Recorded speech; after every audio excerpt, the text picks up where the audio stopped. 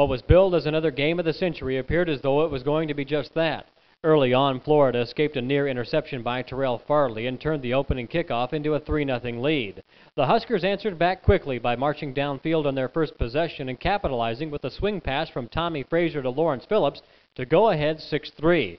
After an exchange of punts, the Gators again moved the ball into scoring position and took a 10-6 lead on a 1-yard sneak by Danny Werfel, but that was the last lead the Gators would enjoy. In the second quarter, a brilliant run by Lawrence Phillips opened the floodgates as NU went on to score a record 29 points in the period.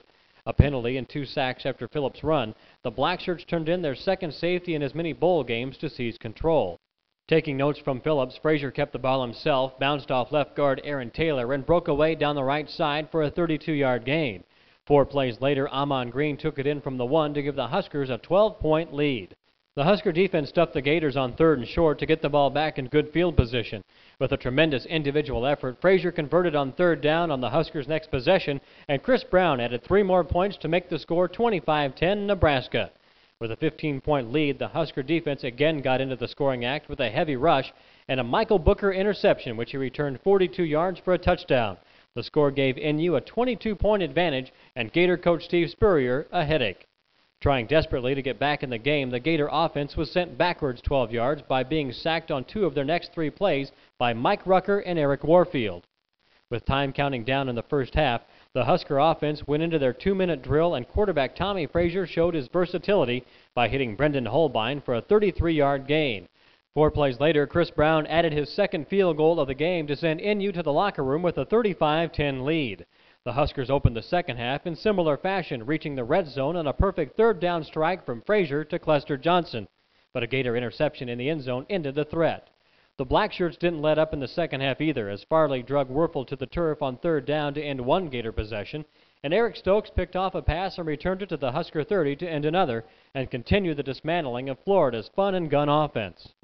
The Huskers then marched down the field, and Frazier, who ended the game with a career-high 199 yards rushing, called his own number and slipped up the middle for a 35-yard touchdown. Werfel and company answered back with a 35-yard pass to Ike Hilliard for the Gators' first points since the first quarter.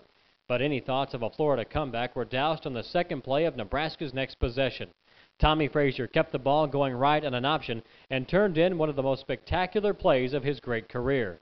Breaking numerous tackles, Tommy broke free for a 75-yard touchdown run and showed the nation that even though as the Heisman runner-up, he may well have been the best player in the nation. It's said that defense wins championships, and Nebraska had plenty of it against the Gators, stifling their high-powered offense, holding them to a minus 28 yards rushing with 7 sacks and 3 interceptions in the game, this one by free safety Tony Veland. The Huskers forced a punt for the first time all night, even turned that into an opportunity as Jesse Cush's punt was bobbled and eventually recovered by Brendan Holbein. A short time later, Phillips scored his 3rd touchdown on a 15-yard burst up the middle. The Husker reserves took over with a 53-yard scoring drive that capped off with a 1-yard sneak by Brooke Behringer that made the final 62-24. It gave Nebraska their 2nd consecutive perfect season and 2nd national championship in a row.